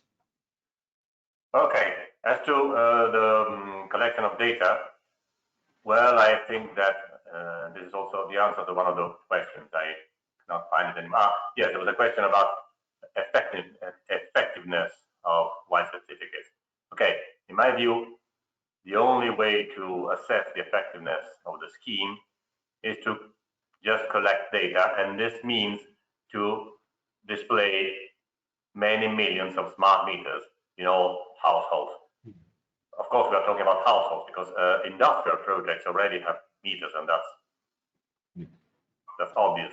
But in single households, this is much harder. So the only way I see to collect affordable data and at the same time to evaluate the effectiveness of white certificate schemes is just to have a lot of smart meters, which have to be developed anyway, independently of white certificates, because that's what the technology wants, and that's what Europe wants in a number of directives, which is too long to be mentioned here. I think that's fair and quite clear. Of course, smart meters also means that those meters should be read remotely. Today, in Italy, we have a lot of smart meters, which unfortunately are not yet remotely read. That has to be overcome. That must change. No, that's clear. Yeah. Maybe from the other countries, also from France or from the other countries that have spoken, how would you indicate? First of all, the data collection, what would you require? And if you could share some good practices to the others. Indeed, the smart meter seems to be the only practically, but if you could have also more ideas from the others, it's welcome. From France, for instance, yeah. Nicolas or...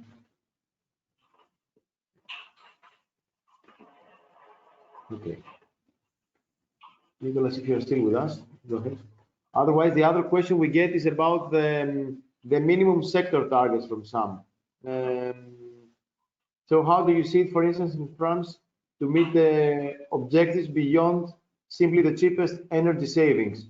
Is it something that could work out, and it could increase a bit the effectiveness of the overall scheme. Do we have somebody still from France who would like?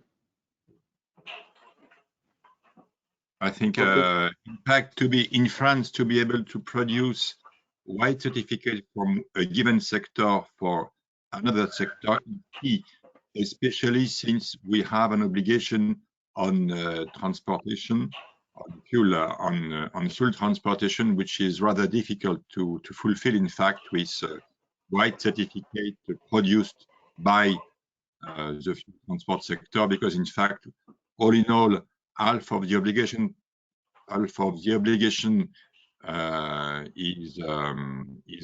is put on transportation, and only let's say 5% of the obligation is produced with white certificates coming from this sector. So I think yes, it's quite difficult. And then I think Italy can say a word on that, because at the beginning they have obligation per sector, and so they have different price of white certificate per sector.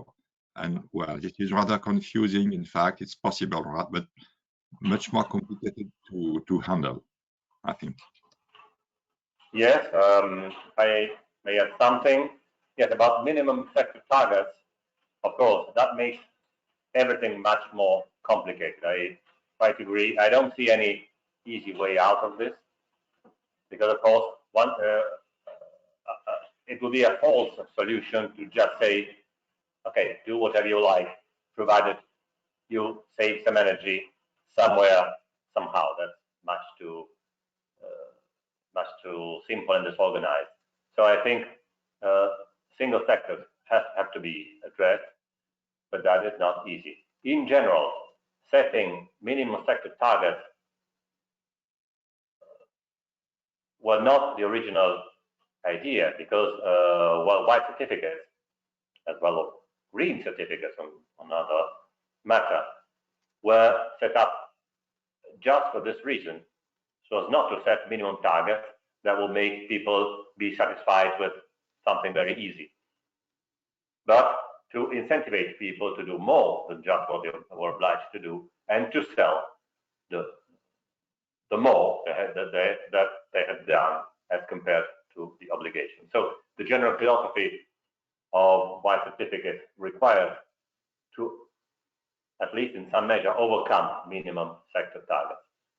While this is true, I confirm that single targets have to be addressed, because otherwise it's chaos. We could not just say save energy somewhere. So a balance has to be found, and it's not easy between these two exigencies, to address specific sectors, and on the other side, not to incentivize people to be satisfied with something which is not the maximum they could do. Mm-hmm. Yeah. Okay, thank you. So this is clear. And now, given that we are out of time, and I know that we've agreed on sharp 1/2 past, if there is any final question or remark from any of the participants, I mean, I have kept a lot of messages here that we got, and indeed, I would envisage that this kind of a starting conversation that we're already having on the cost effectiveness. As you see, some from your comment before, indeed, there is a lot of work to be done on understanding the real cost effectiveness behind all the schemes. I mean, we got on indeed a lot of elements and numbers, but translating them into a real effectiveness and cost effectiveness scale needs quite some detailed work now, and quite some effort from the member states. Okay, for the process now is that from our side, we will be circulating a report based also on the background report you had and the key outcomes of the discussions now and what was presented. And you can all have a look, of course, and comment, and feel free to add any other information from your countries. Some key messages we can convey and perhaps send out also to the European Commission, as they are somehow providing all the messages from all the workshops we're carrying out. And from my side, I would like to thank you all very much for participating and the speakers, and also all the member states representatives that I asked you kind of quite late to prepare something. Any other remark, maybe from any other colleague, from Julie? Otherwise, we can close. Yeah, just a last point on cost effectiveness. We used to have a study in 2016, 2018 on cost effectiveness on various energy efficiency policies in France, comparing white certificate, tax reduction, reduce interest rates for borrowing, and also carbon tax. And it happens that the white certificate was rather performing, and the reason why, in fact, white certificate has a double action on energy saving. First, it is incite, it is giving money to people to make energy savings, and second, it makes the energy more expensive. And so the combination of those two effects are putting them in a good, are making them rather performing compared to other policies. Mm-hmm. Yeah, it's a big study in France. I'm sorry. No, that's good. That's useful to know. And for sure, I mean, if we see other studies that are carried out on a national level, numbers do show that there is a whatever type of cost effectiveness in favor of the EEOs. But nevertheless, this has to do a lot with the country, with the way that the EEO is formulated in each country, and of course the quality of data we do have on the costs of the suppliers or distributors, depending on the country. Okay, we are also, just an advertisement that we are also having a series of events coming up from ENSMOV. The next one is on the COVID effects on the Article 7, so COVID-19 effects on the implementation of the Article 7 ED. And you can also log into our website, ENSMOV.eu, and you'll be informed for all the the next webinars, which is going to be quite detailed. And once more, I would like to ask you, from the member states that you represent, if you think that you have specific elements that you would like to ask and get some support from the project on the implementation of the Article 7, it can be quite basic up to quite detailed. It can be from monitoring and verification aspects, such as what is a good sample, up to more aggregate matters on the policy implementation aspects. Please come back to us, and we are happy to set up specific workshops and engagements with you and other countries that might have some more experience to share. Also, for the countries that are starting now the new policy of 2021-2030, there is a lot of supporting material and a lot of trainings that can be carried out by us. So just, we are here, and please come back to us, and we will provide information. And last but not least, we're launching a thing this week, and there is a platform which is going to be the central hub for all the Article 7 information. It's called article7ed.eu. We can write them here in the chat, and you, of course, you will receive any message, we don't know that. And where there's going to be all the information per country on the achievements up to the last reports you have provided on the Article 7 targets, the types of policies you are using, the effects of the policies, and gradually, and a lot of supporting materials for all of you to share and then go through for implementing your policies and your monitoring and verification schemes. That's it from our side then. I hope you enjoyed it. There is also a link that Ivana, my colleague, has circulated in the chat. Just before you go, click it, and a couple of minutes, and you can help us out a lot in improving ourselves. Thank you very much for the time and for the effort of joining here. I hope you all found it interesting. A lot of information, a lot of data. We will try to come up with something meaningful to see how and if, in a way, things and member states can compare their EEOs in terms of cost effectiveness. Thank you very much, and looking forward to seeing you in the next events. Bye-bye from us. Thank you very much, Blasio. Thank you. Thanks everybody listening. Thank you. For your patience. Thanks, Blasis. That was great. And thanks to all the speakers. Thank you. Bye-bye. Bye-bye. Thank you. Bye-bye.